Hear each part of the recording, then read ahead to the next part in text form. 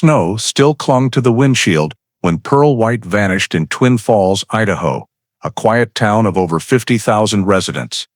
On the night of December 14, 2012, the town was gripped by a deep freeze as winter winds howled through the Snake River Canyon. At 9:30 p.m., Pearl's coworkers waved goodbye through the coffee shop window as the 19-year-old, wrapped in a red scarf, stepped out into the parking lot. Pearl, pulling out her earphones, opened the door of the silver sedan she used for her late-night shifts. A customer heading home recalled her silhouette disappearing into the swirling snow, her car's headlights casting a glow across the empty lot. What happened in the next 30 minutes would leave Twin Falls with a wound that would never heal for a decade. Before diving into the story, don't forget to subscribe to the channel and hit the notification bell to stay updated on the latest cases. On December 14, 2012, Twin Falls, Idaho, was blanketed in heavy snow, the atmosphere frozen still under biting cold. On the main roads, traffic was sparse, with only the sound of wind whistling past ice-covered rooftops. At 9:30 p.m., inside a small, warmly lit coffee shop on a street corner, Pearl White, a 19-year-old freshman and part-time employee, finished her late shift. Her coworkers later recalled the moment vividly. Pearl untied her apron, adjusted her familiar red scarf, slipped on a silver-gray puffy jacket, and waved goodbye with a quick smile. No one imagined it would be the last time they'd see her. A witness seated near the window later said they caught a glimpse of Pearl's slender figure stepping out into the freezing wind, pulling her earphones up while hunching against the bone-chilling cold. She hurriedly crossed the snowy lot to her silver sedan parked in a far row. Faint music from her earphones mingled with the howling wind as the coffee shop's yellow light followed her silhouette until she opened her car door, slid into the driver's seat, and closed it.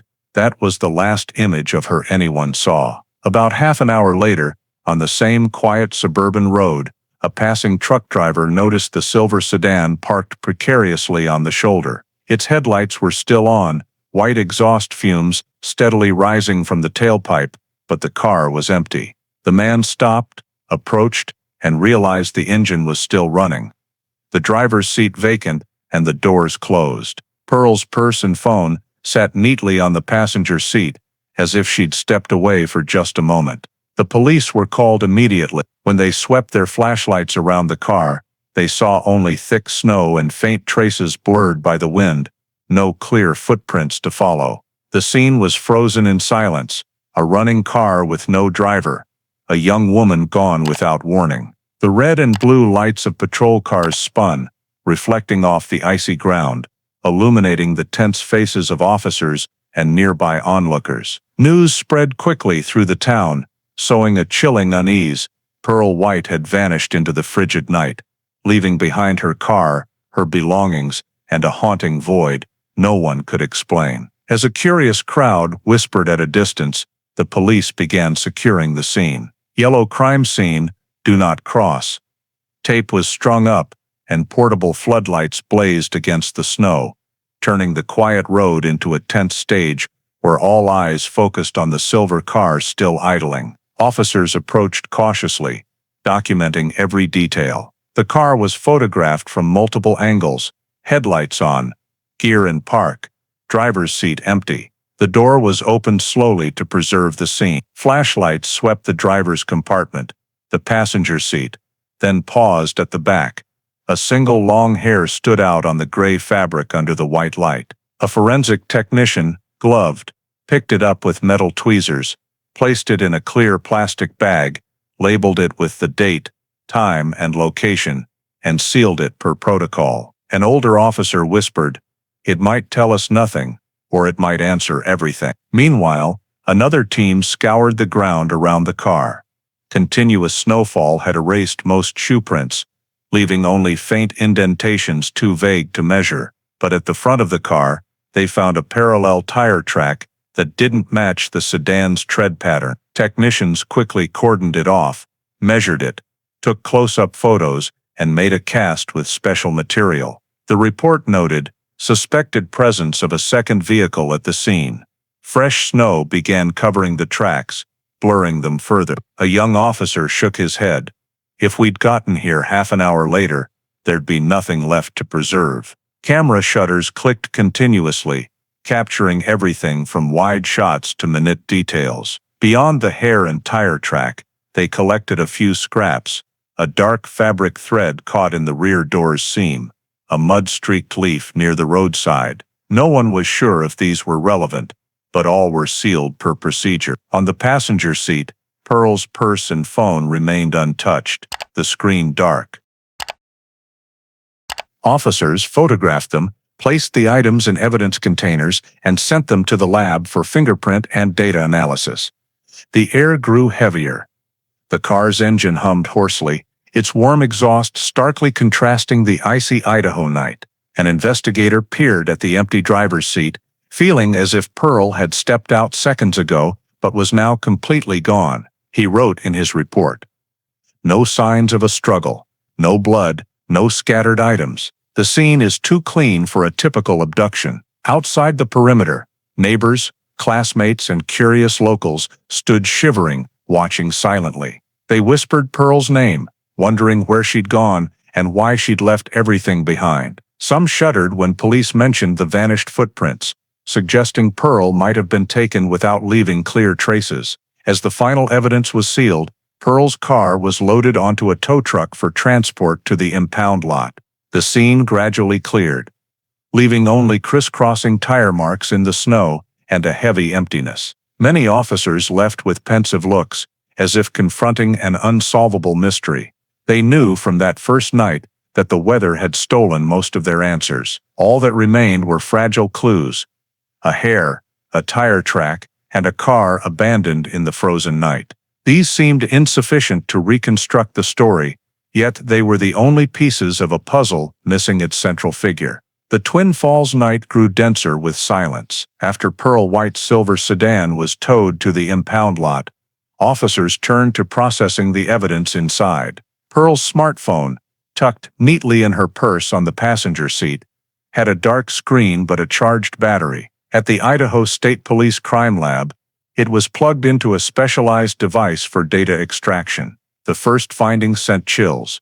The last text, sent at 9:47 p.m. to her roommate, read simply, "On my way." After that, all communication ceased. No calls, no text, no social media activity. The GPS map showed a final red dot near where the car was found, then nothing. The signal cut off abruptly, as if the phone had been forcibly powered down or taken to a dead zone right after the text. Digital forensics experts restarted the device and extracted its history, noting that Pearl hadn't searched for anything related to leaving town, booking flights, or bus tickets, nor had she typed phrases typical of someone planning to disappear. Her email contained only school-related messages and bank notifications. Her calendar still held notes for the coming week. Midterm exam, Saturday shift, meet study group. Everything suggested Pearl intended to continue her normal life, with no plans to vanish. Her laptop, seized from the apartment she shared with her roommate, was also thoroughly analyzed. Police opened every folder, scanned every system file for clues. The most recent web activity involved study materials, online music, and clothing stores. There was no evidence she'd researched travel or contacted strangers online. Her chats with friends painted a picture of a busy girl who complained about schoolwork and her job, but never mentioned wanting to disappear. Investigators noted, no data supports the victim voluntarily abandoning her life. Beyond the phone and laptop, police checked Pearl's bank card. The last transactions that day were for a coffee before her shift and some gas. No unusual withdrawals, no signs of preparing financially for a trip. After 9 p.m., her account went silent. This further convinced investigators that Pearl hadn't run away on her own. A veteran detective, reviewing the data summary, told a colleague, "We're dealing with a forced disappearance. Everything suggests she was intercepted, possibly minutes after sending that last text." His words were recorded in the report, setting the course for the investigation. In the tense atmosphere of the analysis room, each piece of digital evidence was examined like a tiny puzzle piece in a larger picture. But the more they pieced together, the more the picture revealed a terrifying gap. A girl on her way home, texting her roommate she was safe, then vanishing in an instant, as if an invisible hand had snuffed out her existence. With this preliminary conclusion, police ruled out the idea that Pearl left willingly. They knew they were facing a criminal disappearance, and from here, every investigative avenue had to be explored to trace the person who stopped the young woman's steps in the snowy night of Twin Falls. At the Twin Falls police station, after digital evidence confirmed Pearl White had no intention of abandoning her life, investigators turned to interviewing those who last saw her. The initial interviews took place in a heavy atmosphere, as many in the small town knew and liked Pearl. Her coffee shop coworkers confirmed she left alone after her shift. They vividly recalled her removing her apron, putting on her puffy jacket, wrapping her red scarf, and waving goodbye with a brief smile. No one was with her or waiting in the parking lot. One coworker, tearing up, said Pearl had plans to meet her study group that weekend, further supporting the theory that her disappearance wasn't voluntary. Police also tracked down the coffee shop's last customers. A middle-aged man said that as he left around 9:40 p.m., he noticed a red pickup truck parked near the lot, close to Pearl's silver sedan. He couldn't see the license plate, but recalled the engine's loud, unusual sound, like an old or modified vehicle. Initially noted as a minor detail, this became a critical lead. Investigators also spoke to residents near the road where Pearl's car was found. A couple reported hearing a loud engine revving and speeding off around 10 p.m. The sound echoed through the snowy valley, catching their attention, but they didn't see the vehicle. Another person mentioned hearing a car door slam and tires spinning hard on the snow before everything went quiet. These fragments, pieced together, suggested another vehicle was present when Pearl vanished. Police didn't stop there. They reviewed all traffic cameras on major roads in the area. The grainy footage, obscured by heavy snow, offered little hope, but one frame at 9:50 p.m. made them pause. It showed a dark-colored pickup truck, similar in shape, on the same road where Pearl's car was found. Though the image quality was poor, streetlights reflected off the vehicle's square front, typical of older pickup models. The license plate wasn't visible, but the coincidence was striking, leading investigators to note, high likelihood this is the same vehicle the witness saw. Each statement and blurry frame was mapped out in the investigation room. A large whiteboard was covered with witness names, timestamps, and a map of the area. The term red pickup truck was circled prominently, with arrows connecting it to various witness accounts. The detectives grew increasingly convinced that this vehicle was key to the disappearance. A seasoned investigator recalled the feeling of reviewing the camera footage. The image was so blurry we were only 70% sure, but instinct told us it wasn't random. Too many accounts matched a vehicle like that. He ordered a check of registered red pickup trucks in Twin Falls and surrounding areas. The list numbered in the hundreds, spanning the county and beyond, quickly becoming a daunting task. Meanwhile, the atmosphere grew heavier. The media began reporting on the mysterious red pickup, sparking town-wide speculation. People wondered, was a stranger stalking Pearl, or was the culprit someone familiar, driving a recognizable vehicle no one suspected? Each question opened a new investigative thread. In the days that followed, police returned to the scene, hoping to find overlooked evidence. They swept the roadside, examined every tree and snowbank, but everything was too clean, as if someone had deliberately erased traces. The parallel tire track from the first night remained the only solid evidence, alongside reports of a loud engine. A young detective wrote in his journal, "It's frustrating to have these scattered pieces, but no way to form a complete picture. That red truck is like a ghost passing through the snow, leaving only a sound before vanishing." The final witness interview concluded with more questions than answers. The police pieced together an initial picture Pearl left alone, with no one accompanying her. A red pickup truck lingered near the parking lot. A loud engine roared in the night, and a shadowy vehicle appeared on camera. All signs pointed to Pearl's disappearance being no ordinary accident. It was executed swiftly, cleanly, and left scant traces. But at the very least, investigators now had a specific target to pursue: find the mysterious red truck, and through it, the man behind the wheel that night. Just one day after the first accounts of the red pickup were recorded, the Twin Falls Police Department launched a large-scale search. Pearl White's disappearance had shaken the town, and immediately, K-9 units and helicopters, equipped with flare infrared cameras, were deployed to the Snake River Canyon, an area of rugged terrain with cliffs, ravines, and dense pine forests. In the bone-chilling cold of December, dozens of officers and volunteers split into teams, each armed with radios and high-powered flashlights, combing through every bush and snow-covered trail. The night sky was pitch black, but above, helicopter blades thrummed, white beams sweeping across the landscape. The flare screens displayed glowing trails of human movement, but beyond that, only a vast icy void that could conceal anything. K-9 dogs were unleashed, their noses scouring the ground, sniffing for traces of Pearl's scent from her sweater and scarf. Occasionally, they paused, barked loudly, then faltered as the trail vanished in the frozen snow. One K-9 handler sighed. It's like she disappeared into thin air. Along the edge of the Snake River Canyon, volunteer teams knelt, shining lights into narrow rock crevices, desperate for even the smallest clue. During the search, a volunteer found a black knitted scarf buried under snow, about a mile from where Pearl's car was discovered. The item was immediately reported to command, collected, and sealed. That same day, a white women's athletic shoe was found on the edge of a trail leading down the canyon. Hope surged. Could these belong to Pearl? But days later, forensic results delivered a crushing blow. Neither the scarf nor the shoe had DNA matching the victim. They belonged to other missing persons or passers-by in the area.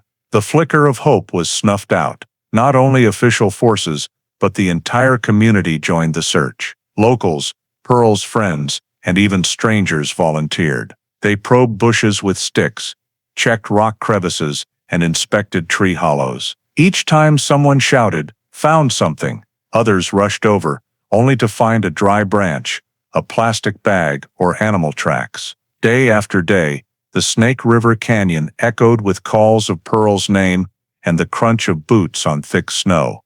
But no response came. In the makeshift command center near the canyon, topographic maps sprawled across tables, search zones marked in red ink. After each shift, teams returned with the same report: nothing found. The maps became crisscrossed with red lines, but the central void, where no trace existed, sent chills down spines. A veteran officer muttered, "We've searched every meter of this ground, and still found nothing. If Pearl were here, we'd have found her by now." As time passed, the cold grew harsher. Fresh snow buried fragile clues. Days of fruitless searching cast a heavy pall over the operation. Despite the initial determination, many volunteers grew exhausted, yet none could bear to leave. They quietly probed every bush and crevice, clinging to the faint hope that Pearl was still out there, waiting to be found. One late evening, after over a week of searching, the operation commander addressed the volunteer. "We've done everything possible in these conditions. But so far, nothing proves Pearl is still in this area." His words cut like a cold knife through the dwindling hope. The crowd fell silent, with only the wind howling through the canyon. When the operation officially paused, the command post was dismantled. Helicopters returned to base, and K-9 units were withdrawn. The Snake River Canyon reverted to its deadly stillness. Fresh snow blanketed the trampled trails, erasing all traces. In that eerie void, silence reigned, leaving a glaring, unanswered question. Where was Pearl White? Many still gazed into the deep canyon, shuddering at the thought. If she was alive, why no cry for help? And if she was dead, how could a body vanish completely amidst a community that had scoured the land? That question lingered, haunting Twin Falls and casting a shadow over the case for years to come. After the Snake River Canyon search yielded no trace of Pearl White, the investigation shifted focus to people, those potentially linked to the victim, In the Twin Falls Police Department's meeting room, detectives spread files across the table, circling the first names for questioning: an ex-boyfriend, coffee shop coworkers, and neighbors near Pearl's apartment. They were her closest circle, and the starting point for any missing person case. The first called in was Mark Jensen, Pearl's ex-boyfriend. He had dated her for nearly a year before a less than amicable breakup. Mark appeared in the interrogation room looking weary, his hands trembling as he rubbed an old knit cap. Detectives asked directly, "Where were you from?" 9 to 10 p.m. on December 14th. Mark said he was home watching basketball with two friends. After verification, police confirmed his alibi matched security footage from a nearby convenience store. His friends also confirmed he didn't leave the house during that time. Despite lingering suspicions, detectives noted in the file solid alibi. Next were the coffee shop coworkers, questioned separately. A young woman said she stayed to clean tables until 10 p.m., backed by surveillance footage. Another said he drove straight home, with traffic cameras capturing his license plate. All expressed shock at Pearl's disappearance. Police reviewed their phones and social media, finding no threatening or unusual messages with Pearl. The coworkers were cleared, though their files were kept for future reference. Police also focused on neighbors around Pearl's apartment. Some in her building reported hearing nothing unusual that night, except for a loud engine on the main road, consistent with earlier accounts. A man living 3 houses down was flagged due to a prior harassment conviction. However, deeper investigation revealed he was in Boise at the time of Pearl's disappearance, with hotel receipts and camera footage confirming his alibi. Another solid alibi was established. During questioning, investigators noticed a pattern: nearly everyone close to Pearl had clear alibis. Each interview ended with another name crossed off the suspect list, shrinking it further. A young detective said in a meeting, "We're spinning in circles. If it's not someone she knew, it could be a random stranger." But this idea complicated things further, as a stranger in a snowy night would leave few traces, and the crime scene evidence was already scarce. To be thorough, police checked the phones of initial suspects, cross-referencing GPS data, calls, and texts during the critical time frame. None matched the time or location where Pearl's sedan was found. Financial checks, bank cards, transactions showed no irregularities. A late-night internal meeting stretched on, with officers setting aside files, unable to propose new leads. The commander sighed, "We've ruled out everyone familiar, but no one's taken their place. This is an open case, and it risks becoming a cold case sooner than we think." His words silenced the room. Everyone understood that without a specific suspect, resources would scatter, and the case would fade into darkness. Still, to keep hope alive for the family, police publicly stated they were actively investigating. But in reality, within weeks, the case hit a wall. No one close to Pearl was arrested, and no clear evidence tied them to the scene. All that remained were vague accounts of a red pickup truck and a loud engine in the night. When the summary report was sent to Idaho state authorities, the final line under suspects was typed firmly: "No matching subjects identified, case temporarily stalled." That moment felt as if the chill of Twin Falls' snowy night wasn't just outside in the snow, but had seeped into the case files themselves. After months of intense witness interviews, questioning the ex-boyfriend, co-workers, and neighbors, all cleared with solid alibis, the Pearl White case slowed. The initial suspect board was wiped clean. The silver sedan returned to the family after evidence collection, and searches around Snake River Canyon ceased. By 2013, the case was officially labeled open case, inactive status, a polite term for a cold case. At the Twin Falls Police Department's archive, over 40 boxes of meticulously organized files were stored, labeled Case Missing Person, Pearl White, December 14, 2012. Inside were hundreds of witness statements, search maps, forensic reports, and dozens of DVDs with interrogation footage. Every witness, timestamp, and piece of evidence was carefully categorized, yet each page seemed to lead to a dead end. Pearl's family, still hopeful, frequently called for updates. Year after year, the response barely changed. We're reviewing the files, but no new leads. During annual meetings, Idaho's cold case team revisited Pearl's disappearance, but only as one of dozens of unsolved cases. Each review circled back to the rare but precious evidence, the mysterious hair found on the back seat of Pearl's car that first night. Stored in a small vial, sealed with red tape, and kept in a plastic evidence box, it had been analyzed multiple times, but early 2010 DNA technology couldn't generate a full profile from such a fragile sample. In 2014, a forensic team sent the hair to an FBI lab, hoping to extract mitochondrial DNA. The results yielded only short sequences, insufficient for a CODIS database match. In 2016, they tried again with improved techniques, but the outcome remained inconclusive. The hair was returned and resealed, left dormant in the cold evidence locker. From 2013 to 2018, Twin Falls police received over 300 calls related to Pearl's case. Most were rumors, sightings of a blonde girl in another town, or wild theories about her fleeing to Canada. Each tip was logged, some investigated, but all fell apart. Not once did police come close to a real trace of Pearl. The team even brought in an outside expert to review the case.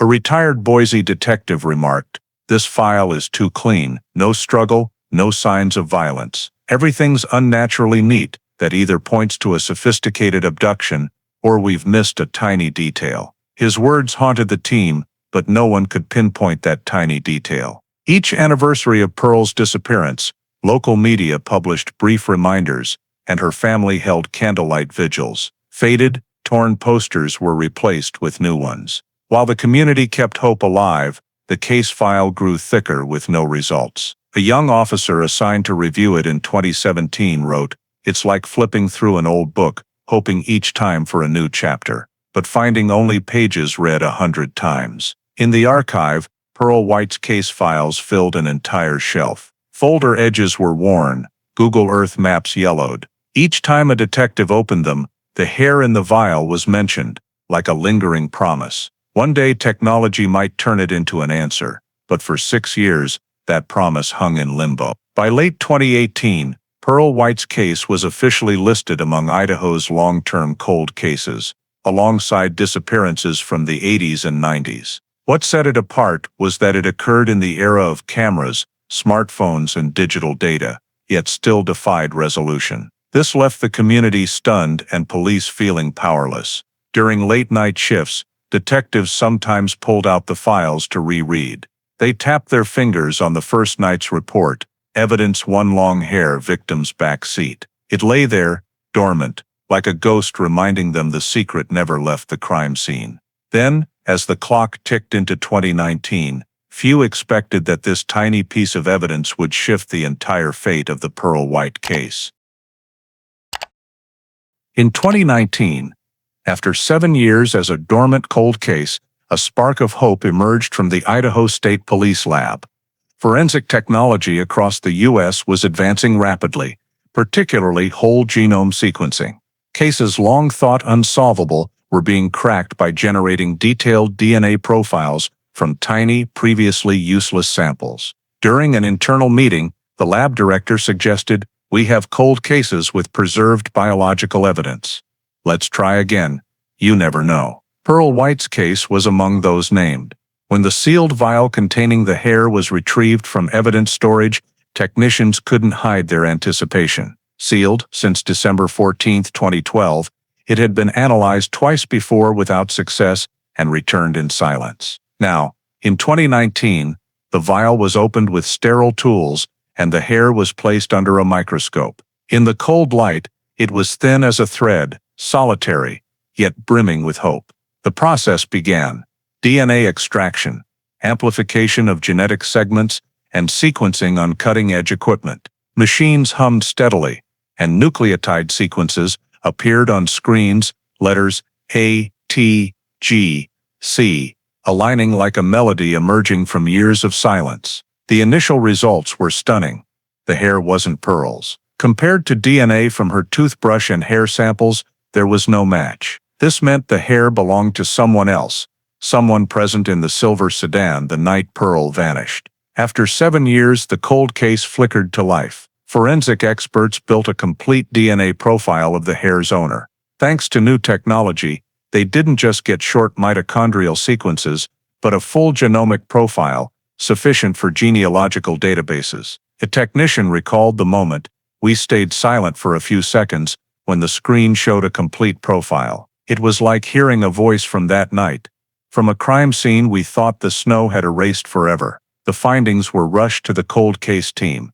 Detectives, accustomed to the futility of old files, felt a surge of energy. On the office whiteboard, bold red text was scrawled, "New DNA from hair, 2019. For the first time since 2012, they held a piece of evidence that could lead to the identity of someone in Pearl's car. Word spread quickly within Idaho police circles. Some whispered this could be the only chance to break the icy wall around Pearl White's case. For 7 years, they'd relied on vague accounts of a red pickup and a loud engine. Now, a concrete biological trace had spoken. It wasn't a theory or hazy memory, it was scientific evidence that could point to a living person. In the report to superiors, the lead investigator wrote, "Genealogical DNA tracing has opened a new path. If we match successfully, Pearl White's case could move beyond cold status." The team agreed. The profile would be uploaded to GED Match, a database where millions of Americans had submitted DNA to find distant relatives. That night, as the results were saved and prepared for genealogical upload, an unusual feeling permeated the lab. Those who'd worked the case from day one recalled the frigid crime scene and the lone hair on the back seat. 7 years earlier, it was just a detail filed as unanalyzable. Now, it was a torch lighting the way. A young technician whispered, "Pearl finally has a voice." The new scientific evidence transformed the case's atmosphere. No longer a dust-covered file on a shelf, Pearl White's disappearance had a chance to be revived. In the 2019 year-end report, a bold line stood out, "Case reopened, new DNA evidence." From here, the investigation entered a new chapter, with hope for the first time in years that the darkness of that Twin Falls winter night could be torn open. When the complete DNA profile from the hair was uploaded to GED Match, genealogical experts began meticulous work constructing a family tree from distant matches. The system quickly returned dozens of matches, people sharing similar DNA segments, corresponding to third or fourth cousins. Analysts pieced together the data, connecting disparate names into family branches. After weeks, the diagram sprawled across a whiteboard, squares and circles linked by countless lines. At the center, a familiar Idaho surname stood out, Hale. Experts traced back through generations, reviewing birth, marriage, and death records. Gradually, the threads converged on a family branch in Boise. Notably, one man stood out as a strong suspect, Richard Hale, 45 years old. His driver's record showed he once owned a red pickup truck registered in Twin Falls County.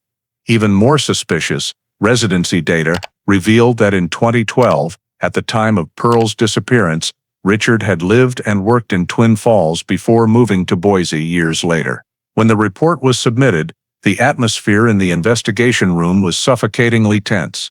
After 7 years of fog, they finally had a specific name, a real face to focus on. A detective slammed his pen on the table. "We started back at square one with the red pickup, and now DNA points straight to a man who owned one. This can't be a coincidence." Richard Hale's file was quickly expanded. He had worked as a mechanic, moved frequently across Idaho, lived a reclusive life, and had few social connections. A background check revealed minor violations, speeding tickets, public disturbances, but no serious criminal record. However, his presence in Twin Falls at the time of the disappearance, combined with the red pickup, prompted detectives to place a bold red exclamation mark on the board. Meetings were held relentlessly. The genealogical investigator emphasized, "The DNA from the hair in Pearl's car matches the Hale family tree. The chance of error is minuscule. We need to focus on Richard." A secret surveillance order was obtained, allowing monitoring of his activities in Boise. From here, the name Hale became the centerpiece of the entire investigation, marking a new phase where genetic science and police work converged to shine a light into the darkness that had cloaked Twin Falls for 7 years. After the family tree pointed directly to the Hales and zeroed in on Richard Hale as the prime suspect, detectives began revisiting all electronic data overlooked in the 2012 files. This time, they focused on a detail once deemed outdated: signals from cell towers near where Pearl White's silver sedan was found. Raw data, stored for 7 years in the carrier's archives, was re-extracted using modern analytical tools. Immediately, a bright spot flashed on the screen at 9:40 p.m. A phone registered to Richard Hale pinged a tower less than half a mile from the crime scene. The investigators sat in silence for a few seconds before cross-referencing this with old statements. In 2012, Richard had claimed that on the night Pearl vanished, he was home alone in his Twin Falls apartment, watching TV all evening, didn't go out. That seemingly harmless statement had been enough to clear him back then, as no evidence contradicted it. But now, with new cell tower data matching the critical time frame, his statement became a blatant contradiction. The screen displayed a dense map of green dots, signals from Pearl's phone, ending at 9:47 p.m. at the exact location her car was found. Among them, a red dot stood out: Richard Hale's phone signal at 9:40 p.m. Detectives connected the dots, revealing a chilling alignment. The time Pearl left the coffee shop and drove to the suburban road was precisely when Hale's phone was nearby. A new timeline was constructed: 9:30 p.m. Pearl leaves the coffee shop, confirmed by coworkers. 9:35, 9:40 p.m. Pearl's car heads toward the suburban road where it was later found. 9:40 p.m. Richard Hale's phone pings a tower in the same area. 9:47 p.m. Pearl's final text is sent: "On my way." All signals cease afterward. 9 p.m. Witnesses hear a loud engine and a car door slamming, matching the red pickup's description. When the new timeline was pinned to the wall, the investigation room fell silent.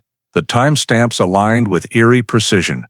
One investigator exclaimed, "He was right there at the exact moment Pearl disappeared." No doubt about it.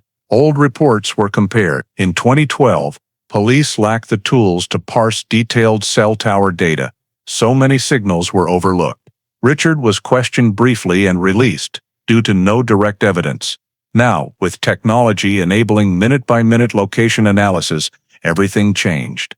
Hale's home all evening claim was completely debunked. From here, Pearl White's case was no longer an invisible mystery in a cold file. It had a specific timeline, backed by technology that didn't lie: cell tower data. Everything aligned perfectly with the theory that Richard Hale was the one driving the red pickup that night, following Pearl, intercepting her car, and making her vanish. In the summary report sent to the district attorney, detectives wrote, "The new timeline from cell tower data, combined with genealogical DNA, places Richard Hale at the center of the case. Time, location, vehicle, all match." His 2012 statement directly contradicts objective evidence. From a name that emerged through a family tree, Hale was now a concrete suspect tied to the night Pearl vanished. The picture that had been a blank void for 7 years now had a clear framework. 9:30. A young woman leaves the coffee shop. 9:40. Hale's phone silently appears near her car. 9:47. Her final text is sent, and then eternal darkness. A chilling picture, but it finally gave investigators what they craved most: a logical, coherent story leading to a flesh-and-blood suspect. The cell tower timeline placed Richard Hale at the scene of Pearl White's disappearance, but to secure an arrest warrant, police needed more: a fuller picture of this man, his past, and any abnormal behaviors. So, detectives dug deep into his background, tracing every year through public records and previously unconnected statements. What they uncovered strengthened their theory: Hale was not an ordinary man, but one with clear signs of latent violence. In 2009, Ada County court records documented a domestic violence complaint. Hale's then-girlfriend had called police in a panic, reporting that he pushed her, grabbed her arms, and blocked the door to prevent her from leaving after an argument. Officers arrived and filed a report, but the victim later refused to cooperate. The case was downgraded to domestic disturbance and closed without charges. However, the responding officer's internal note was clear. Suspect displayed controlling, aggressive behavior with potential for reoffending. The case had faded, but now, in the broader picture, it rang like an early warning bell. Hale's traffic violation records were also riddled with oddities. From 2010 to 2013, he was ticketed multiple times for driving at night near the Snake River Canyon, the same area where Pearl's search had focused. One stop at 2 a.m. noted his breath reeking of alcohol, but he was only fined for a broken taillight. Another time, Hale was caught parked on a deserted roadside in a winter night, claiming he was admiring the scenery and getting fresh air. Police noted the incident, but had no reason to detain him.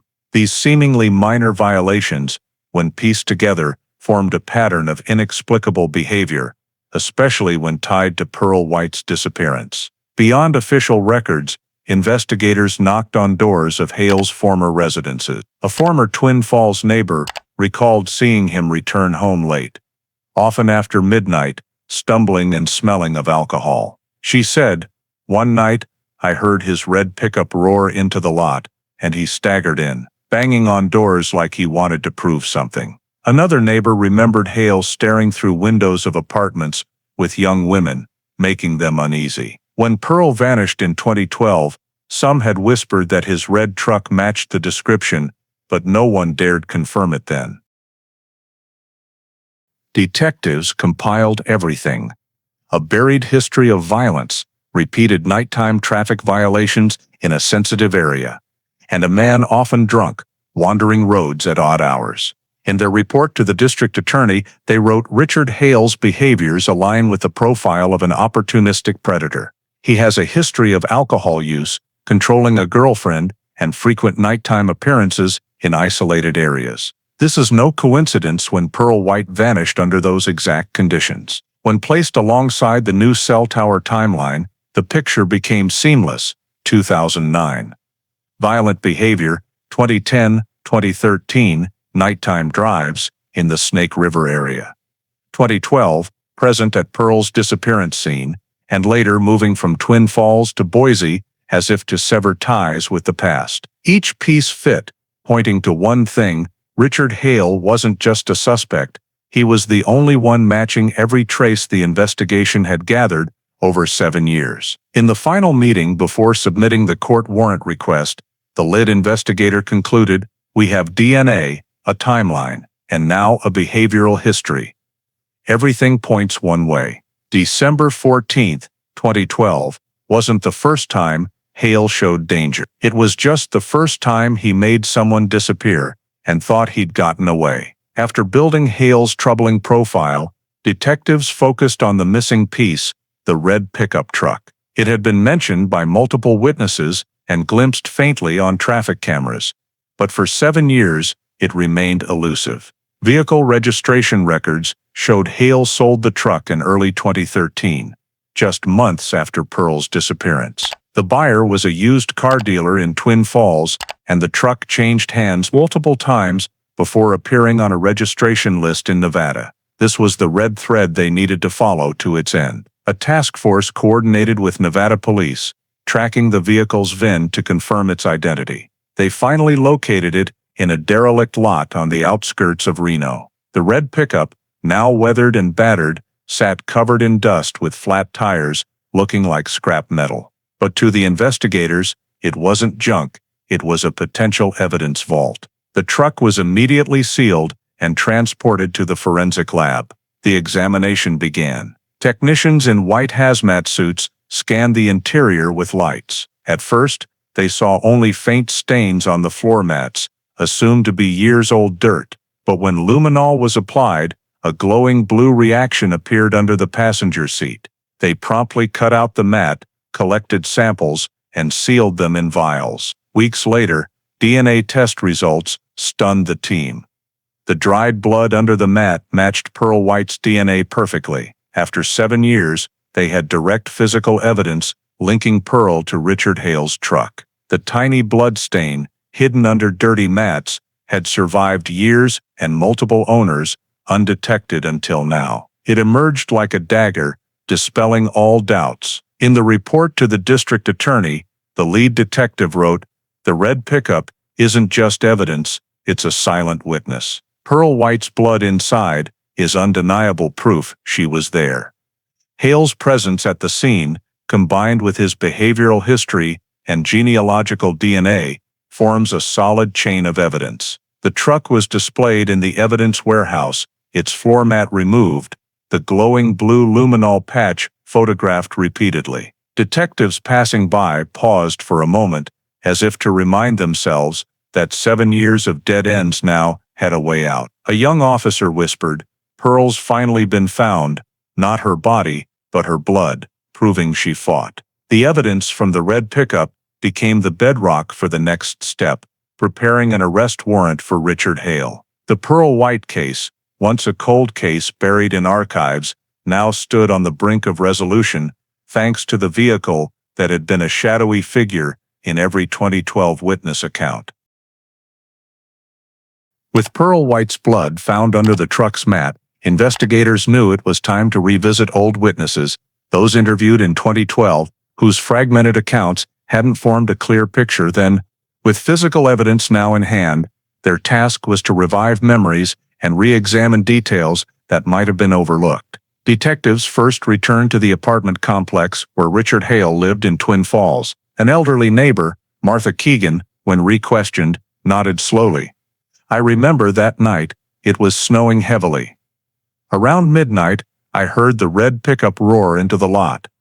I looked out my window and saw Hale step out. His coat was soaked, caked with mud on the sleeves and hems. I thought it odd for someone to be out so late in that weather, but I didn't dwell on it. Later, when I heard about the missing girl, it gave me chills." The detail about the muddy coat, never mentioned before, now became a critical piece under the light of DNA evidence. Next, investigators tracked Hale's 2012 employment records. He worked as a mechanic at a Twin Falls repair shop. A former coworker, Tom Rivera, said Hale abruptly took sick leave for days right after Pearl's disappearance hit the news. He called in sick but never saw a doctor or showed papers.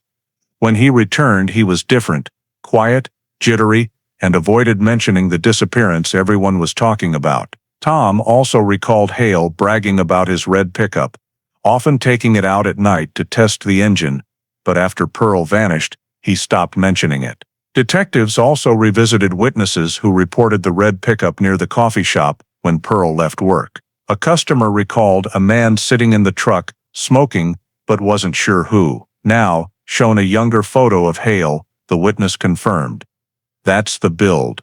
I'll never forget those eyes staring out the window." Gradually, the scattered memories from years ago, once like haphazard scribbles, began forming a picture. A neighbor recalled a muddy coat.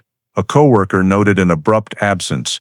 A customer remembered eyes behind the wheel of a red truck. Each detail, vague in isolation, became consistent when paired with the DNA in the truck and cell tower data, all pointing to one direction: Richard Hale. In their summary report, detectives wrote, "Hale's behavior on the night of Pearl's disappearance and in the days after aligns with a pattern of concealment, returning late with muddy clothes, taking sudden leave, avoiding discussion of the town's shocking event." New witness accounts confirm the figure in the red pickup matches Hale. A veteran detective, pinning the new statements to the board, remarked, "7 years ago we had jumbled memories no one could confirm. 7 years later, they've become solid testimony, all pointing to one name." As the re-interviews concluded, the team knew they had not only scientific evidence, but also witness accounts strengthened by time. Those memories now firmly tied Hale to that fateful winter night in Twin Falls, the night Pearl White vanished from the world. With old statements revived and woven into a cohesive picture, detectives knew it was time to take the next step: direct surveillance of Richard Hale. From 2021, the Twin Falls Police Department, in coordination with Idaho's cold case team and the FBI, launched a covert operation. They couldn't rush, as any slip could alert Hale and erase all traces. The goal was to collect a current biological sample from him to compare with the DNA profile from the hair in Pearl's car. A surveillance team was stationed around Hale's Boise home. Using unmarked vehicles, they took turns tailing him, documenting every habit. Hale worked at a small suburban garage, visited a local bar on weekends, and smoked while driving. Every action was meticulously noted, as a DNA opportunity could come from anywhere: a discarded cigarette, a bottle left in the trash. The first chance came in March 2021. Hale stopped at a gas station, bought a water bottle, drank half, and tossed it into a public bin. As soon as he left, an undercover officer, posing as a passerby, retrieved the bottle with gloved hands and sealed it in an evidence bag. Days later, lab results confirmed male DNA on the bottle's rim, sufficient for analysis, but the lab wanted a second sample for certainty. In July 2021, Hale was spotted outside his usual bar, smoking 2 cigarettes and flicking them onto the sidewalk. An undercover officer collected and sealed them. This sample was richer, containing saliva. The Idaho lab immediately ran the analysis and entered the data for comparison. When the results appeared, technicians held their breath. The DNA from the cigarettes matched the profile from the hair in Pearl White's car perfectly. After nearly a decade, the link between Hale and the evidence in the car was no longer a theory, but an undeniable scientific match. The official report was stamped in red and sent to the district attorney. A veteran detective, holding the results, said, "7 years ago, we had an anonymous hair, now we know who it belongs to. And it's the man who lied about being home all night." Throughout 2022, covert surveillance continued, both to ensure safety and to strengthen the case. Hale remained oblivious, still going to work, drinking and driving a newer vehicle that replaced the red pickup. But for police, his actions were now background noise. Everything focused on one truth: DNA from the bottle and cigarettes matched the hair in Pearl's car, the final piece turning suspicion into evidence. In late 2022, the team held a closed meeting. On the board, arrows connected DNA, cell tower timeline, blood in the truck, witness accounts, and Hale's history of violence. At the center, Richard Hale's name was circled in bold red, surrounded by countless lines. The commander concluded, "We've gone the distance. This file is ready for court. It's time for Pearl White to have justice." In early 2023, with the DNA match confirmed, Idaho police moved to the next step, searching Richard Hale's Boise home. A warrant was obtained from the Ada County Court, based on the chain of evidence, DNA profile, witness statements, and blood in the red pickup. That morning, a task force in bulletproof vests, accompanied by forensic investigators, quietly approached the single-story suburban house. Hale, unaware, was stunned when police knocked and presented the warrant. He stood frozen, then was asked to leave while the team scoured every corner. The initial rooms yielded little beyond papers and personal items. But in the basement, Hale's cluttered storage space, the mood shifted. In a corner, amid dusty cartons and old tools, a small wooden box stood out, secured with a sturdy metal lock and wrapped in old cloth, as if to hide it. When opened, the officers froze. Inside wasn't tools or papers, but a collection of jewelry. Rings, necklaces, earrings, each in its own fabric bag, preserved for years. Forensic technicians quickly sealed and cataloged each item. But one piece stole the spotlight: a delicate silver bracelet. A flashlight revealed an engraving inside, PW. The basement fell silent as those 3 letters emerged. It wasn't a coincidence. It was Pearl White's initials. The bracelet, carefully stored, showed no signs of recent use, proving it wasn't someone else's. When the silver bracelet was held up to the light, a veteran detective whispered, "This is Pearl's voice, buried in darkness for 10 years. Photos of the bracelet were immediately sent to the command center. In old case files, Pearl's family had mentioned she owned a silver bracelet engraved with her initials, a gift from her mother at age 16. That detail had been noted, but never found, until now, in the hands of police, discovered in the basement of the prime suspect. The other jewelry pieces were also analyzed. Some were identified as belonging to other women, possibly Hale's former girlfriends. But the PW bracelet was the decisive evidence, directly linking Pearl to Hale. An urgent report was drafted that day. Evidence seized from Richard Hale's residence includes a silver bracelet engraved with PW, matching the description of victim Pearl White's personal property. This is strong corroborating evidence for the arrest warrant request. As the search team packed up the evidence and left the house, Richard Hale sat on the porch steps, his face ashen. Gone was his earlier calm. He kept glancing at the sealed wooden box. Police didn't need a confession, his eyes said enough. That evening, in the district attorney's office, all new evidence was laid out on the table. Photos of the bracelet, DNA reports, cell tower timeline, blood in the pickup, witness statements. At the center, Richard Hale's name was underlined in red and circled. The prosecutor nodded. That's enough. We'll file for an arrest warrant. This time, there's no way out for him. With the PW bracelet from the basement, the Pearl White case officially emerged from the shadows of a cold case. After over a decade, justice was closing in, and Richard Hale was about to face the crime he thought he'd buried forever. On a March morning in 2022, the Boise sky was overcast, heavy with clouds threatening snow. On a quiet suburban street, unmarked SUVs silently lined the curb. Inside, the SWAT team, clad in bulletproof vests with rifles at the ready, sat with tense faces behind protective helmets. After over a year of covert surveillance, after DNA matched from a discarded cigarette, after the PW bracelet found in the basement, the moment of reckoning had arrived. The arrest of Richard Hale, at 6:15 a.m., the order crackled through the radios. 2 armored vehicles sped to block both ends of the alley, sealing all exits. The front door of Hale's house was pounded on, a megaphone blaring, "Police, SWAT, Richard Hale, open the door now." Inside, the curtains twitched slightly. No response came. The SWAT commander signaled, and an officer swung a steel battering ram, shattering the lock.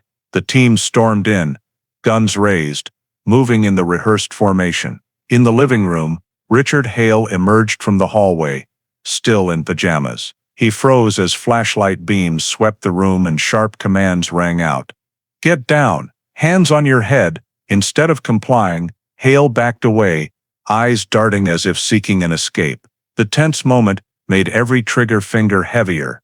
A SWAT officer advanced, shouting, "Don't move, down now." After a few hesitant seconds, Hale dropped his hands, knelt, and lay flat. Cold steel handcuffs snapped shut around his wrists. While Hale was restrained, the forensic team swept in, sealing all items in the house. Laptops, phones, USB drives, external hard drives, all went into anti-static bags. Filing cabinets were searched, financial documents, bank records, even old receipts were packed. In the garage, police seized a toolbox, paint cans, and a tarp roll, items potentially used to conceal a crime. The air in the house was thick with tension. Every step echoed with heavy boots on the wooden floor. Hale was pulled to his feet, his face pale, eyes glaring around. An officer read his Miranda rights clearly, each word landing like a hammer. "You have the right to remain silent. Anything you say can be used against you in court. You have the right to an attorney." Hale said nothing, only clenched his jaw, breathing heavily. Outside, neighbors gathered, shivering in the Boise cold, watching an unprecedented scene. Armored vehicles blocked the street, armed SWAT officers stood guard, and yellow tape cordoned off the house. Whispers spread, "It's finally happening." A woman murmured to a local reporter, "I knew something was off about him." But to be tied to Pearl White's case, in the bedroom, forensics found more women's items, hair clips, a handkerchief, old photos. Their relevance was unclear, but all were sealed for later analysis. Every corner was searched, drawers, desks, eaves, attic. An officer found a notebook in an old shoebox. Inside were scrawled, cryptic notes mentioning river, canyon, and snow. The notebook was seized as additional evidence. As Hale was let out, cameras flashed relentlessly. In a gray sweater, hands cuffed, head slightly bowed, but eyes still defiant. He was met with shouts from some neighbors, "Murderer!" Though no verdict had been reached, a decade of pent-up anger erupted. Hale was loaded into a secure vehicle, the steel door slamming shut with a final, hollow thud. At the command center, the arrest report was swiftly completed. Richard Hale, 45, arrested at his Boise residence per an Ada County court warrant, linked to the 2012 disappearance and suspected murder of Pearl White. Seized evidence included electronics, financial documents, a jewelry box containing a PW bracelet, and various unverified personal items. DNA from cigarettes and a water bottle matched the hair in the victim's car perfectly. Blood in Hale's red pickup matched Pearl White's DNA. That night, as news broke, a headline on local TV stunned Idaho. Breaking: Richard Hale arrested in connection with 2012 disappearance of Pearl White. After nearly a decade, the case's shadow took form in the iron cuffs on a man who thought he'd evaded justice. But for investigators, this was just the start.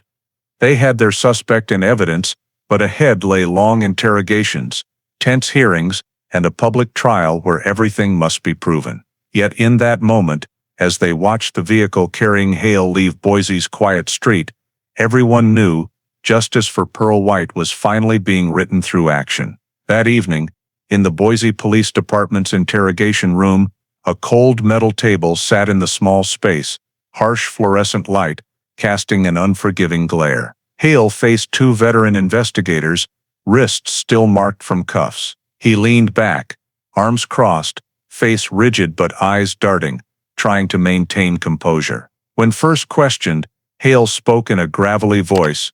"I don't know what you're talking about. I had nothing to do with that girl. I don't even remember who she was." Investigator Ramirez, who'd followed the case for years, leaned forward. He placed a photo of Pearl White on the table. "This girl disappeared on December 14, 2012, and your name shows up in every piece we have." Hale smirked faintly. "You already investigated me, right? I told you from the start. I was home that night, didn't go anywhere." Ramirez didn't respond, sliding a cell tower data printout across the table. "This is your phone signal, 9:40 p.m. that night, pinging half a mile from the crime scene." Hale paused, then shook his head. "Could be a mistake. Cell carriers mess up all the time." Investigator Martinez cut in. "Then explain the DNA. The hair in Pearl's car, we have a complete genetic profile. We tracked you for a year, collected a cigarette you tossed outside a bar. Perfect match. What do you say to that?" Her voice was sharp, each word deliberate. Hale clenched his fists, growling. Maybe she was in my truck once. I gave rides to lots of people, friends, strangers. How can I remember them all?" Ramirez tapped his pen hard on the table. "Wrong, Hale. No one saw Pearl leave with anyone that night. Her car was abandoned, and you were there with your red pickup. And now we found Pearl's blood under the mat of the truck you sold in 2013. Don't tell me it's a coincidence." Hale's brow furrowed, lips moving silently. A flicker of panic crossed his eyes, the first crack in his calm facade. He swallowed hard, then deflected. "Blood? You sure? That truck's been through multiple owners. Maybe someone else did something in it. Not me." Martinez pushed forward a photo of the PW bracelet found in Hale's basement. "What about this? A family keepsake. Pearl's family reported missing in 2012. Why was it in your house?" Hale's face paled, sweat beading on his forehead. He grasped for breath, then tried to recover. "I bought it at a flea market. Who knows where it came from?" The room fell silent for a few seconds. Ramirez locked eyes with the suspect, his voice slow but firm. "Richard, you've been lying. You said you were home in 2012, but cell towers prove you were at the scene. You claim you didn't know Pearl, but your DNA was in her car. You deny involvement, but her bracelet was in your basement. Every piece points to you. All we want is to hear it from you, so her family can know what really happened." Hale pursed his lips, avoiding eye contact, fingers tapping erratically on the metal table. His initial confidence was crumbling. His denials grew halting, pausing to think up excuses. The false calm was cracking, and the investigators knew they'd hit a nerve. Instead of confessing, Hale repeated one phrase, "I didn't do anything. I didn't do anything." When the interrogation ended near midnight, Hale was taken to a holding cell. Ramirez and Martinez exchanged glances. They had no confession, but they'd achieved something crucial. Richard Hale's contradictory statements were exposed. From total denial, he'd slipped to admitting Pearl might have been in my truck. A dangerous backstep for him. With the overwhelming evidence already in hand, the prosecutor needed only this to prepare for the next phase, bringing Richard Hale to trial. 2 days after the first interrogation, Hale was brought back to the room. He looked haggard, with stubbly cheeks and dark circles under his eyes from 2 sleepless nights. Ramirez and Martinez were there again, but the atmosphere was less charged. Ramirez began slowly. "Richard, you've seen the evidence. It's airtight. If you want to keep any shred of dignity, tell us the truth." Hale sat silent for a long time, then sighed, eyes fixed on the table. "Fine, I'll talk. But you have to understand, I didn't mean to kill her." The confession silenced the room for a few seconds. Martinez pressed, "How did you meet Pearl White that night?" Hale rubbed his head, voice trembling. "I saw her walking out to the parking lot, alone, cold, looking like she was struggling to start her car. I stopped, talked to her, offered to give her a lift for a bit. She agreed." He hesitated, then continued, "But in the truck, she got wary. Asked who I was, why I cared. I'd been drinking, maybe came off too rough. She panicked, opened the door to run.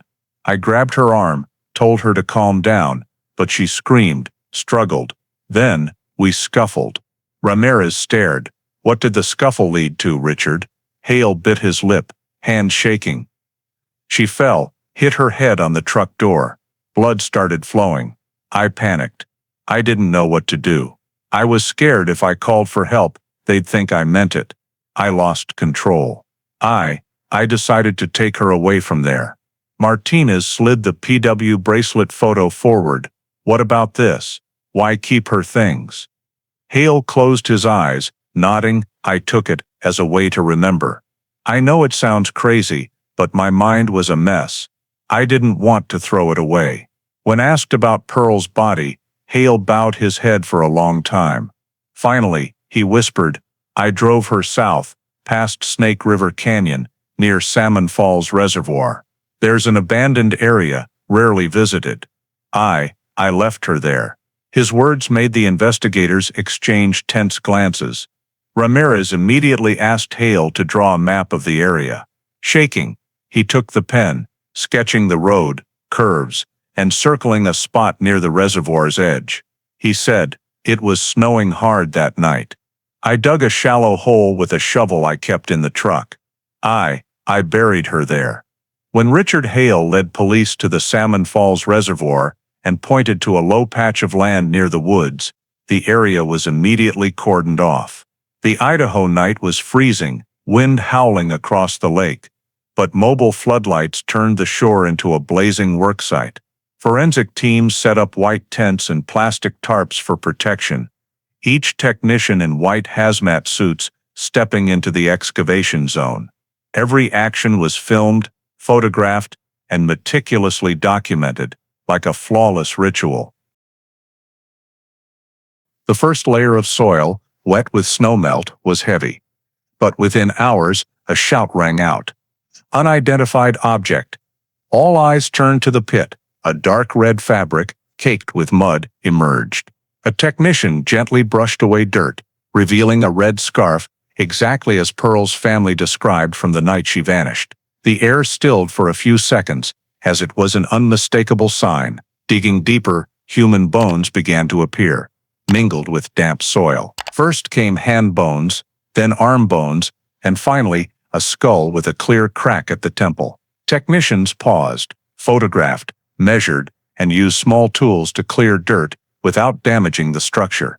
The full skeleton gradually emerged, placed in a temporary wooden frame to be lifted intact. Beside the remains, personal items were found: a shred of a silver-gray jacket, metal buttons still attached, a tattered white athletic shoe, and rusted jewelry pieces. Each was placed in separate evidence bags, labeled with time, location, and collector's name. A detective whispered, "Everything she had that night, it's still here, after nearly 10 years. Forensic experts noted irregularities on the bones. The skull had a long crack, consistent with a hard impact, matching Hale's confession about hitting the truck door. The left ribs were fractured, inconsistent with a natural accident. A technician remarked, "These are clear trauma injuries from external force. This can't be called a simple accident." All bone, hair, and clothing samples were sealed and sent to the Boise lab. For weeks, scientists worked tirelessly. DNA results soon confirmed the remains were Pearl White's. Compared to her mother's DNA, they matched perfectly across all genetic markers. The report to the investigation team was concise: identity, Pearl White, confirmed. On the day of the announcement, Pearl's family was called to the police station. Hearing identity confirmed, her mother broke down, shoulders shaking. She had waited 10 years from posting flyers on lampposts to praying in church, to finally know her daughter had been found. A detective handed her the cleaned red scarf in a preservation bag.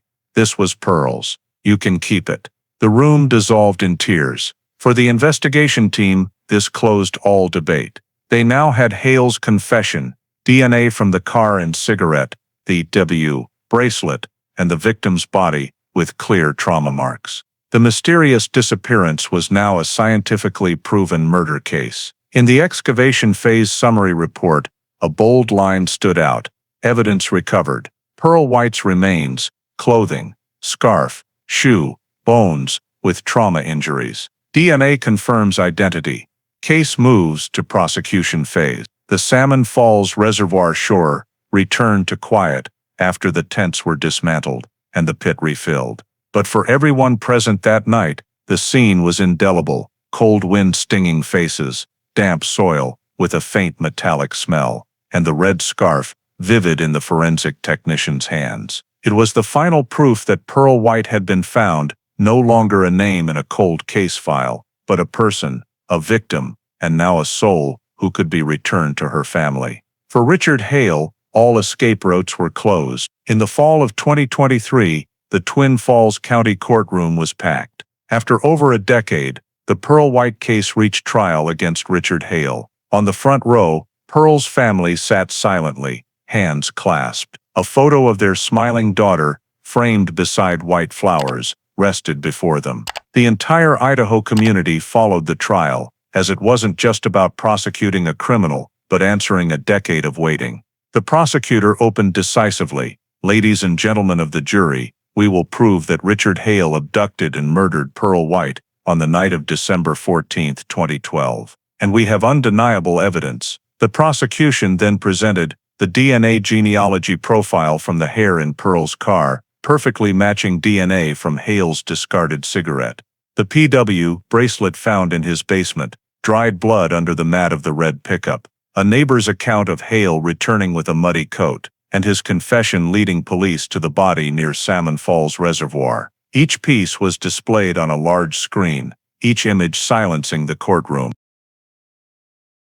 The defense attorney attempted to break the critical link: genealogical DNA. Standing, he questioned the forensic expert: "Isn't genealogical DNA based on voluntary, non-official databases? Isn't there a risk of error in constructing family trees?" But the expert responded firmly: "This method has been widely used in the U.S. for over a decade. More importantly, we didn't stop at the family tree. DNA from Hale's own cigarette matched the hair in the car perfectly. There's no room for error." The judge nodded, overruling the objection and allowing the evidence to stand. The prosecution pressed forward. They emphasized that Hale had lied about staying home all evening on the night Pearl vanished, while cell tower data proved his phone was near the crime scene at 9:40 p.m. They displayed a map with timestamps and concluded only a liar needs to fabricate an alibi, and only a guilty man keeps a victim's engraved bracelet in his basement. Witnesses were called one by one. The neighbor recounted Hale returning late with a muddy coat. The coworker testified to his unusual absence from work right after the disappearance. A coffee shop customer confirmed seeing Hale's figure in the red pickup that night. Each statement aligned with the prosecution's timeline. The defense tried to argue that Hale's confession was coerced, but the interrogation video, played for the court, showed him speaking voluntarily, with no signs of duress. And the evidence from the exhumation of Pearl's body, DNA confirmed, with a clear skull fracture, solidified the entire case. As closing arguments ended, the prosecution delivered a powerful statement. Pearl White lost her life on a cold winter night due to Richard Hale's brutality. But now, justice can restore her voice. The courtroom fell silent. The jury retired to deliberate. After nearly 2 days, they returned, faces solemn. The court clerk stood to read the verdict. "We find Richard Hale guilty of first-degree murder and kidnapping." Sobs erupted from Pearl's family, while Hale bowed his head, shoulders trembling. The Idaho trial ended with a heavy yet liberating air. The jury had believed the DNA, the bracelet, the blood, and every witness statement. After over a decade, justice had found its path, and Richard Hale was now merely a defendant convicted of Pearl White's murder before the entire community. On the day of Richard Hale's sentencing, the Twin Falls County courtroom was packed. Pearl White's family sat in the front row, faces tear-streaked but eyes resolute. The judge read the sentence with a clear, unwavering voice.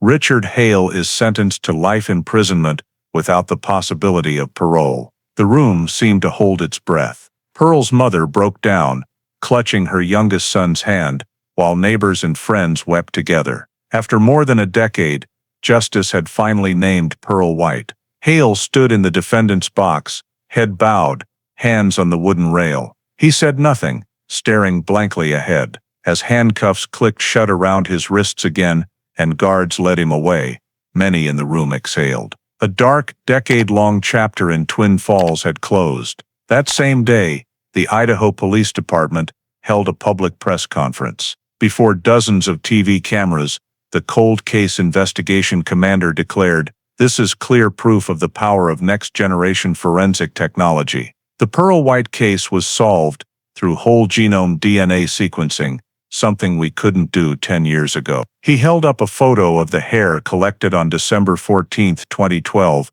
and said, "This tiny piece of evidence was once deemed useless, but it became the key to unlocking justice after a decade." Reporters fired questions. One asked, "Without new DNA technology, could this case have been solved?" The commander answered bluntly, "Probably not. We had witness statements and suspicions, but they were fragmented. Science brought every piece together and bound Richard Hale with undeniable evidence." The news spread across Idaho, and soon nationwide. Major networks ran bold headlines. Cold Case Idaho, solved after 10 years by DNA breakthrough. Legal forums, scientific journals, and investigative communities buzzed. The Pearl White case became a textbook example of forensic genealogy's power, from a forgotten hair to a life sentence. But beyond the scientific triumph, the community impact lingered.